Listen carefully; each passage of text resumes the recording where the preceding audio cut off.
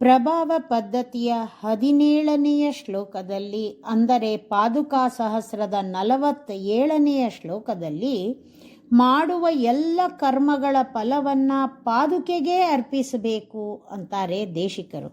ಶ್ಲೋಕ ನೋಡೋಣ.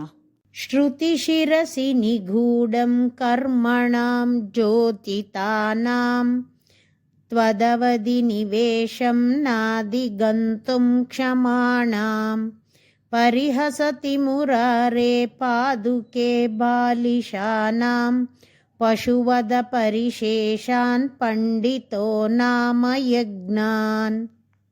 ಮುರಾರೇ ಪಾದುಕೆ, ಮುರಹರನಾದ ಭಗವಂತನ ಪಾದುಕೆಯೇ, ಚೋದಿತಾನಾಂ ಶಾಸ್ತ್ರಗಳಲ್ಲಿ ಹೇಳಲ್ಪಟ್ಟಿರುವ, ಕರ್ಮಣಾಂ ಯಾಗ ಮುಂತಾದ ಕಾರ್ಯಗಳಿಗೆ, ಶ್ರುತಿ ಶಿರಸಿ ಉಪನಿಷತ್ತುಗಳಲ್ಲಿ, ನಿಗೂಢಂ ಮರೆಯಾಗಿರುವ, ತ್ವದವಧಿ ನಿನ್ನವರೆಗೂ, ವಿನಿವೇಶಂ ಸಮರ್ಪಿಸುವುದನ್ನು, ಅಧಿಗಂತುಂ ಅರಿಯುವುದಕ್ಕೆ, ನ ಕ್ಷಮಾಣಾಂ ಶಕ್ತಿ ಇಲ್ಲದವರಾಗಿ, ಬಾಲಿಶಾನಾಂ ಮೂಢರ, ಪಶುವದ ಪ್ರಾಣಿಗಳನ್ನು ಕೊಲ್ಲುವುದೇ, ಪರಿಶೇಷಾನ್ ಉಳಿದಿರುವುದೆಂದು, ನಾಮಯಜ್ಞಾನ್ ಹೆಸರಿನಿಂದ ಮಾತ್ರ ಯಾಗಗಳನ್ನು, ಪಂಡಿತಃ ವೇದಾರ್ಥವನ್ನು ತಿಳಿದವರು,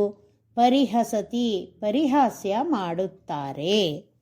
ಸಾಮಾನ್ಯವಾಗಿ ಲೋಕದಲ್ಲಿ ನಾವು ಯಾವ ಕಾರ್ಯವನ್ನು ಮಾಡಿದ್ರೂ ಕಾರ್ಯ ಮುಗಿಸಿ ಕೊನೆಯಲ್ಲಿ ಕೃಷ್ಣಾರ್ಪಣಂ ಅಂತ ಹೇಳೋದು ವಾಡಿಕೆ. ಏಕೆಂದರೆ ನಾವು ಮಾಡುವ ಒಳ್ಳೆಯ ಕರ್ಮಗಳನ್ನೆಲ್ಲ ಭಗವಂತನಲ್ಲಿ ಅರ್ಪಿಸಬೇಕು ಎಂಬುದು ಇದರ ಅರ್ಥ. ಶಾಸ್ತ್ರಗಳಲ್ಲಿ ಕೆಲವು ಕರ್ಮಗಳನ್ನು ಅವಶ್ಯವಾಗಿ ಮಾಡಲೇಬೇಕು ಅಂತ ವಿಧಿಸಲ್ಪಟ್ಟಿದೆ.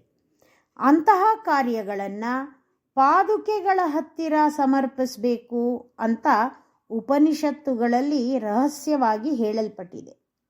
ಈ ವಿಷಯವನ್ನು ತಿಳಿಯದ ಯಾರಾದರೂ ಯಾಗ ಮಾಡಿ ಅದನ್ನು ಪಾದುಕೆಗೆ ಸಮರ್ಪಿಸದಿದ್ದರೆ ಅದು ಪಶುವಧೆ ಮಾತ್ರ ಮಾಡುವ ಯಾಗ ಅಂತ ಒಂದು ಹೆಸರಾಗತ್ಯೇ ಹೊರತು ಬೇರೆ ಯಾವ ಪ್ರಯೋಜನವೂ ಇಲ್ಲ ಅಂತ ತಿಳಿದವರು ಪರಿಹಾಸ್ಯ ಮಾಡಿ ಹೇಳ್ತಾರೆ ಅಂತಾರೆ. ನಾವು ಮಾಡುವ ಎಲ್ಲ ಕರ್ಮಗಳನ್ನು ಆಚಾರ್ಯರಲ್ಲಿ ಸಮರ್ಪಿಸಬೇಕು ಅನ್ನೋದು ಈ ಶ್ಲೋಕದ ಗೂಢಾರ್ಥ. ಶ್ರೀಮತೆ ನಿಗಮಾಂತ ಮಹಾದೇಶಿಕಾಯ ನಮಃ.